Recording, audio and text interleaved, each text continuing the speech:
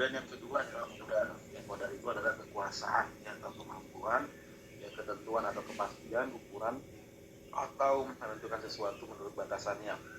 Itu secara bahasa, cepat saja. Nah, yang kemudian secara istilahan atau secara terminologi, bahwa kodo itu adalah ketentuan atau ketetapan atau rencana Allah yang Allah telah tentukan kepada seluruh makhluknya, yaitu manusia, malaikat, jin, ya, hewan, tumbuhan, ya, langit, bumi, kemudian laut, ya, ataupun apalah, pokoknya seluruh yang disebut dengan makhluk, maka itu ketentuan dan ketetapannya itu Allah yang menentukan, dan itu ditentukan sejak zaman azal, ya. Jadi dalam hadis qudsi dikatakan bahwa Allah telah menentukan, ya, qada setiap makhluk, ya, kita semua ini makhluk, yaitu sebelum qadanya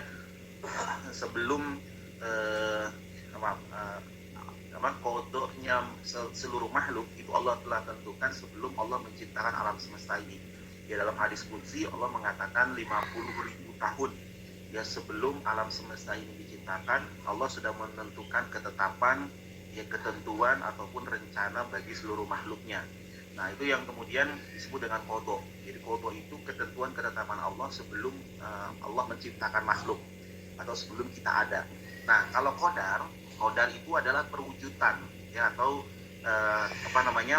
peristiwa yang terjadi dari qada itu. Jadi sesuatu yang terjadi dari qada itu namanya qadar atau disebut dengan takdir. Jadi beginilah yang paling gampang, misalnya analoginya yang paling gampang, misalnya ada seseorang yang dulu sebelum Allah menciptakan alam semesta ini, ya, ataupun juga menciptakan dirinya, Allah sudah menentukan misalnya hari ini orang itu akan jatuh kepleset, ya, sandung batu misalnya. Itu kodonya dulu, ya, sejak 50.000 tahun sebelum alam semesta ini diciptakan, Allah sudah menentukan. Nah, kemudian pada hari ini orang ini benar jatuh, ya, ke sandung batu misalnya. Konsep free will and predestination, ya, yang pernah kita bahas di pertemuan yang lalu, ya. Jadi paham Jabariyah yang ekstrim berpendapat bahwa manusia tidak perlu ikut campur, ya, dalam penentuan qada dan qadar. Kenapa? Karena Allah yang telah menentukan semuanya. Jadi ini yang sama seperti paham predestination, ya, tentang di mana manusia itu hanya pasrah terhadap apa yang Allah telah tentukan karena semuanya sudah ditentukan. Jadi seperti yang kemarin sudah saya gambarkan, seperti wayang yang dijalankan oleh dalang, gitu, ya. Jadi menurut paham Jabariyah bahwa hidup kita ini sudah ditentukan oleh Allah. Jadi sudah ada skenarionya. Jadi kita ini hanya menjalankan apa yang sudah diskenarikan oleh Allah. Maka menurut paham Jabariyah yang muslim, dia mengatakan bahwa manusia itu yang tidak bisa merubah apa yang sudah Allah tentukan. Kita hanya menjalankan apa yang sudah ditentukan. Contoh misalnya menurut paham Jabariyah, misalnya, ya, rezeki itu manusia itu sudah ditentukan. Jadi maka nggak usah capek-capek bekerja, ya, nggak usah capek-capek untuk berusaha. Kenapa? Karena ya emang udah ditentukan, mau rajin mau malas, ya, emang rezekinya udah ditentukan. Nah, itu menurut paham Jabariyah. Jadi Jabariyah ini pasrah saja, ya, dengan apa yang sudah ditentukan oleh Allah sejak zaman azal tadi, atau sudah diberikan pokok tadi, itu, ya, ketentuan atau ketetapan Allah. Jadi dia hanya pasrah saja karena takdir yang terjadi menurut paham Jabariyah itu adalah sesuatu yang memang sudah diskenarikan oleh Allah. Maka manusia itu tidak bisa merubahnya ataupun tidak bisa membuatnya, karena semua itu disandarkan kepada Allah. Nah, ini paham Jabariyah. Atau paham predestination, ya, yang minggu lalu kita sudah minggu awal itu kita bahas. Nah, yang kedua adalah paham qadariyah atau paham free will, ya, yang disebut dengan paham free will, ya. Jadi di mana manusia ini wajib berusaha, ya, karena manusia diberikan akal dan daya. Allah tidak ikut campur dalam menentukan takdir manusia. Ya, jadi menurut paham qadariyah atau paham free will bahwa takdir itu bukan Allah yang menentukan. Ya, jadi yang menentukan takdir itu adalah manusia itu sendiri. Maka manusialah yang berbuat, ya, manusialah yang bertindak, manusialah yang menentukan nasibnya, ya. Nah, ini sama dengan konsep free will, ya. Jadi tidak ada yang namanya takdir dari Allah, tidak ada. Jadi menurut paham qadariyah bahwa takdir itu bukan ditentukan oleh Allah, tetapi ditentukan oleh manusia itu sendiri. Jadi seperti misalnya tadi rezeki. Menurut paham qadariyah bahwa manusia memang sudah ditentukan rizkinya, tetapi menurut Qadariyah bahwa rizki itu tidak bisa pasrah, ya, tapi dia harus, ya pokoknya hasil dari namanya rizki itu harus dicari, ya nggak bisa yang namanya rizki itu sudah ditentukan oleh Allah, tidak bisa. Jadi menurut Ahlus Sunnah wal Jamaah mengatakan bahwa ya qada dan qadar itu adalah Allah yang punya kehendak, ya, jadi di mana Allah punya kehendak, tapi manusia wajib berusaha, ya ada ikhtiar yang dilakukan oleh manusia, sekalipun nanti ya hasilnya diserahkan kepada Allah. Jadi Allah lah yang menentukan segalanya. Jadi Allah punya kehendak, Allah punya ketentuan, Allah punya ketentuan ya terhadap seluruh makhluknya, tapi kemudian manusia harus berusaha, ya wajib berusaha untuk mendapatkan takdirnya tersebut. Tetapi kemudian hasil tetap dikembalikan kepada Allah, karena yang menentukan adalah Allah. Jadi kalau tadi dicontohkan seperti rizki misalnya, ya menurut paham Ahlus Sunnah wal Jamaah atau paham Asy'ariyah mengatakan bahwa ya hidup manusia ini sudah ditentukan oleh Allah, ya salah satunya adalah rizki. Tapi kita nggak bisa pasrah, ya kita wajib berusaha, ya tetap bekerja, ya mencari rizki tersebut. Nah, tetapi persoalan hasil ya kita serahkan kepada Allah, ya, karena bisa jadi kita berusaha tapi Allah tidak memberikan, atau bisa jadi kita berusaha kemudian Allah berikan. Jadi menurut paham Asy'ariyah atau paham Ahlus Sunnah ya bahwa qada itu memang Allah tentukan, ya, tapi takdir itu ada yang memang manusia harus berusaha, ya berusaha untuk menentukan, memang berusaha untuk mencapainya, ya, tetapi sekalipun hasil itu nanti diserahkan atau dikembalikan kepada Allah, ya, karena Allah lah yang menentukan. Nah, itu pandangan aliran kalam, ya, atau yang kita kembali lagi ya tadi paham free will, paham predestination, atau dengan paham al-kasab, ya, sama seperti yang minggu lalu kita bahas. Nah, itu mungkin pandangan golongan aliran kalam dalam menyikapi persoalan qada dan qadar.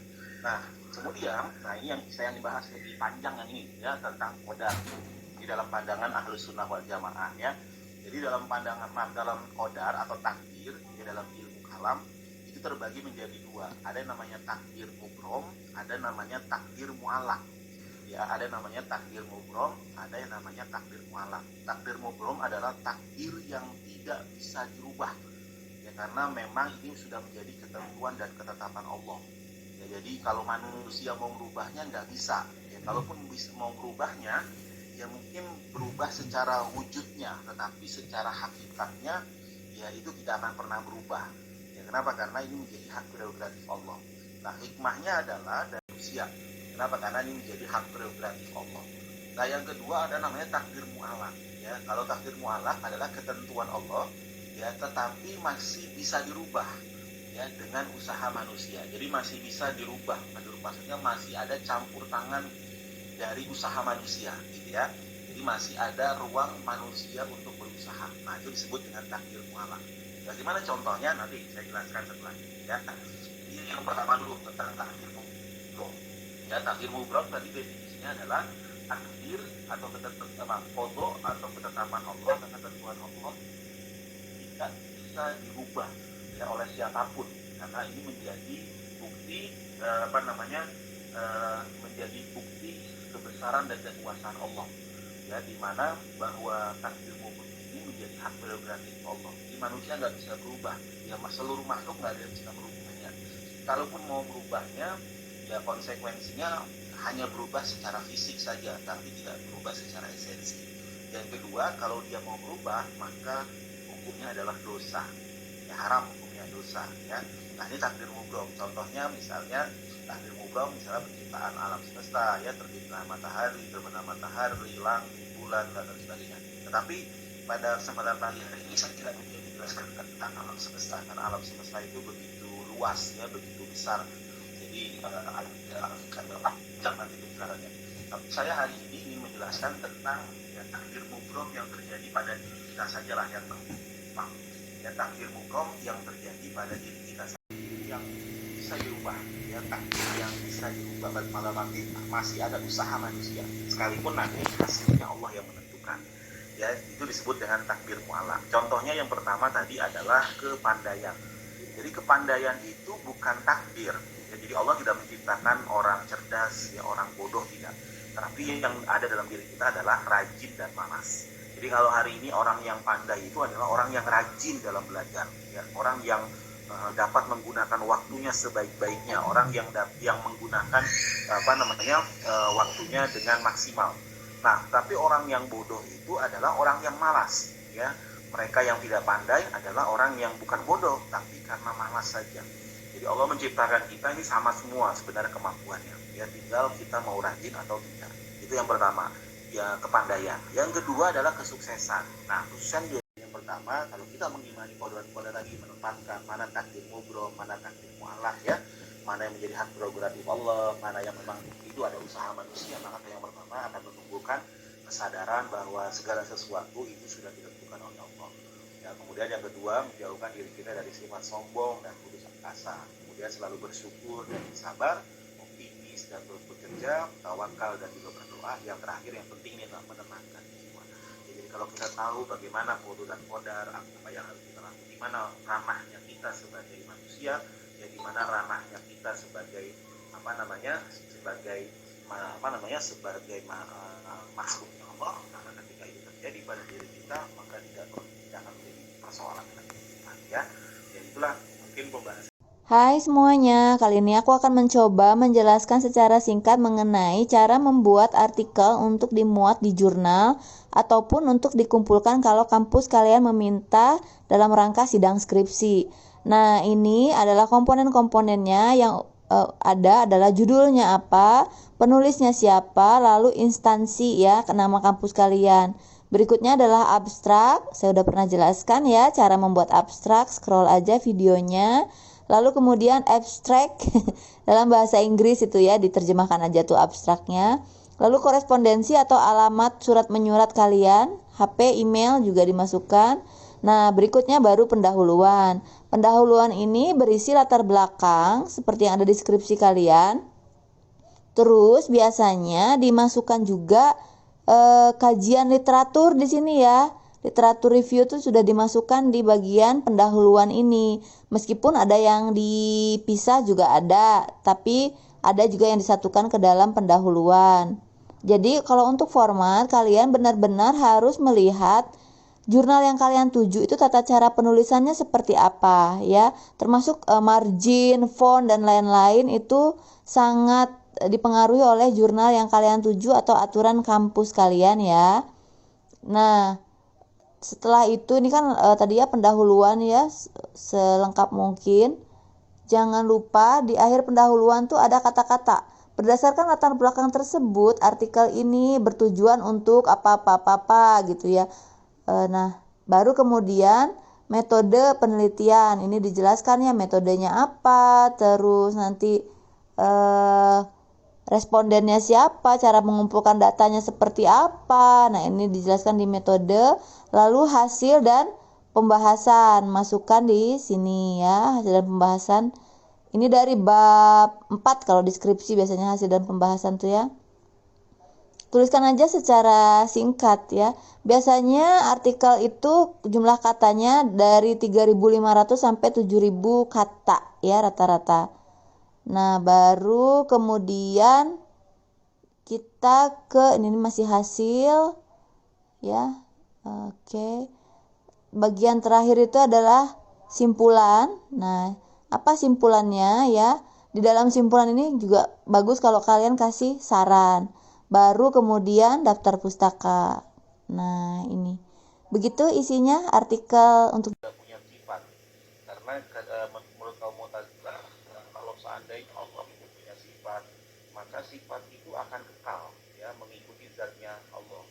Jadi zat Allah itu kan bako ya, kekal ya, zatnya Allah itu bako kekal. Maka kalau seandainya Allah punya sifat, maka menurut kaum Mu'tazilah, maka nanti sifat-sifat Allah yang banyak itu ya, mulai dari wujud idam, bahwa mukhalafatul hawadihi, termasuk ar-rahmanur rahim, malikul qudus, salamul mu'minul muhaiminul adilul jabbar, sampai akhir itu nanti jadi kekal juga ya. Jadi menurut kaum Mu'tazilah, kalau Allah itu sifat, sedangkan zat Allah itu kekal, maka nanti sifat itu akan mengikuti zat.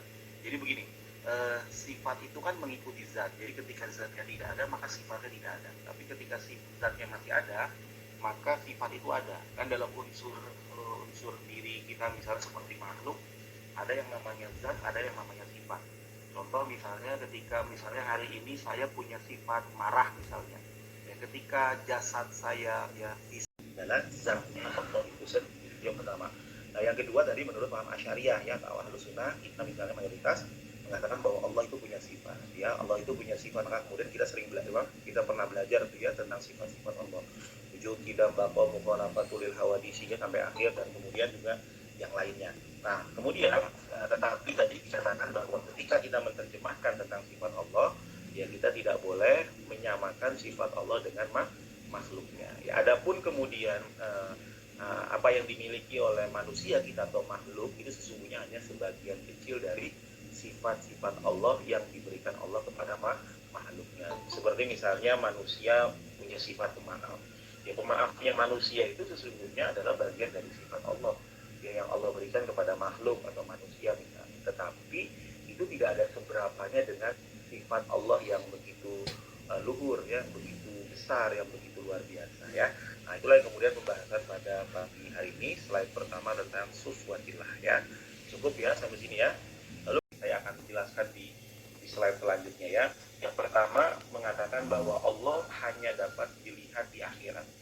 Ya Allah itu bisa dilihat nanti di akhirat saja. Lalu kemudian yang kedua, pendapat yang kedua mengatakan bahwa Allah tidak ada sifat immateri. Baik sebelum saya masuk ke dalam pembahasan yang lebih jauh, saya ingin jelaskan tentang konsep immateri ini. Ya mungkin kalian sudah belajar filsafat Islam ya atau filsafat agama. Nah salah satu bicara tentang eksistensi Tuhan itu salah satunya adalah tentang sifat Tuhan. Yaitu sifat Tuhan itu adalah immateri ya. Nanti ada istilah materi dan immateri ya. Biasanya kalau saya ngajar kelas offline ya, saya ngajar kita ketemu di kelas, biasanya saya bertanya kepada kalian mahasiswa, dan hampir sekitar 99,9999% itu kebanyakan kalian salah semua jawabnya ya, padahal kalian sudah belajar tentang ilmu filsafat. Jadi makna materi dengan immateri. Jadi kalau dikatakan manusia materi atau bukan, pasti jawabannya materi. Ya ketika ditanya apakah malaikat materi atau immateri, jawabannya immateri. Kemudian bangsa jin ya iblis itu materi atau immateri, jawabannya immateri. Kenapa? Karena kalian mendefinisikan bahwa immateri itu tidak terlihat. Ya padahal sebenarnya makna materi dan immateri itu bukannya terlihat. Jadi immateri itu bukan terlihat, tapi maknanya adalah tidak diketahui unsur penciptaannya. Jadi kalau malaikat materi atau immateri, maka jawabannya adalah materi. Ya, yaitu karena malaikat diciptakan dari akhirat. Ya, jadi menurut kaum Mu'tazilah karena Allah bersifat immateri, tapi bukan berarti materi itu tidak ada, bukan. Ya ada. Tetapi kita sebagai makhluk tidak mengetahui dari bagaimana wujud dan zatnya Allah. Tadi itu seperti yang tadi kita bahas tentang ya sufwatillah tadi. Nah, jadi Allah menurut kaum Mu'tazilah karena Allah bersifat immateri, maka manusia tidak dapat melihat Allah, baik itu di dunia maupun di akhirat. Apa yang menjadi dalilnya? Ya cukup kuat dalilnya.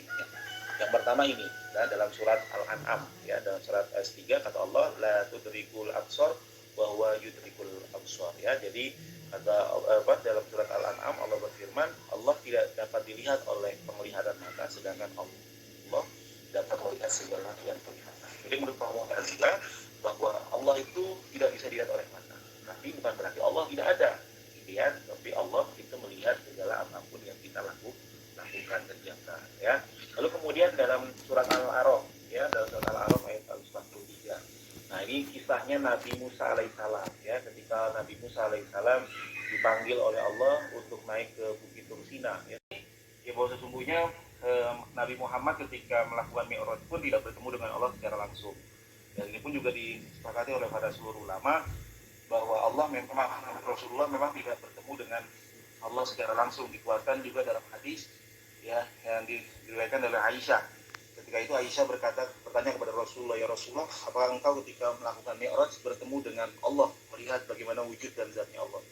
Kemudian Rasul berkata, nurun ala nur, ya, cahaya di atas cahaya. Ya, aku tidak bisa melihat bagaimana wujud dan zatnya Allah karena zatnya Allah itu begitu terang ya. Sebelum bertemu dengan zatnya, aku sudah ditutupi oleh cahaya kebesaran dan kekuasaan Allah. Jadi tidak, Nabi Muhammad ya Rasulullah pun tidak melihat bagaimana wujud dan zatnya Allah.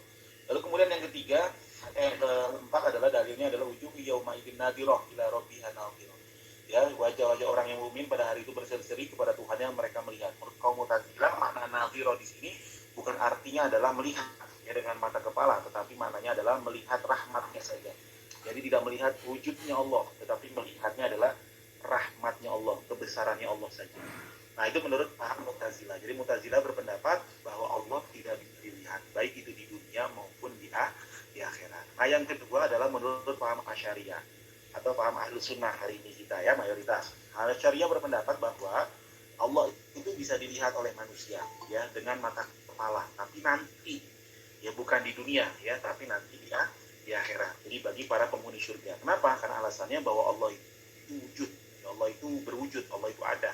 Maka sesuatu yang ada pasti dapat dilihat ya. Maka kemudian dalil yang digunakan adalah ini. Wujuhu yauma idzin nadhirah ila rabbiha nadhirah. Jadi mana di sini mananya bahwa mana nadhirah di sini adalah melihat dengan mata kepala.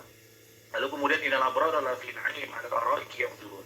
Ya, dalam ayat ini dikatakan bahwa kenikmatan paling besar dari bagi para penghuni surga adalah salah satunya adalah memandang atau melihat Allah ya dengan mata kepala mereka. Alal ar-raiki yamdurun. Ya, mereka itu melihat Allah ya di atas dipan-dipan. Apa dipan-dipan tuh? Bahasa kita dipan-dipan tuh kayak saung gitu ya, kayak sofa, kayak tempat duduk yang nyaman gitu, melihat sesuatu tanpa ada halangan gitu ya. Itu namanya dipan-dipan. Jadi mereka duduk di atas dipan-dipan sambil memandang bagaimana melihat wujud dan zatnya Allah bagi para penghuni surga, dan ini adalah kenikmatan yang paling besar.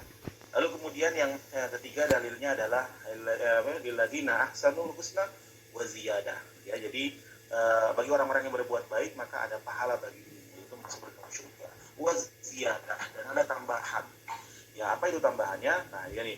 Jadi dan muka mereka tidak akan ditutupi oleh debu dan tidak pula dalam hina. Ya, mereka itu penghuni surga, mereka kekal di dalamnya. Para ulama, para mufassir mentafsirkan bahwa makna dari waziyadah ini yaitu tambahan ini adalah atau bonus dari para penghuni surga itu adalah melihat Allah dengan mata kepala mereka sendiri ya, bagi para penghuni surga.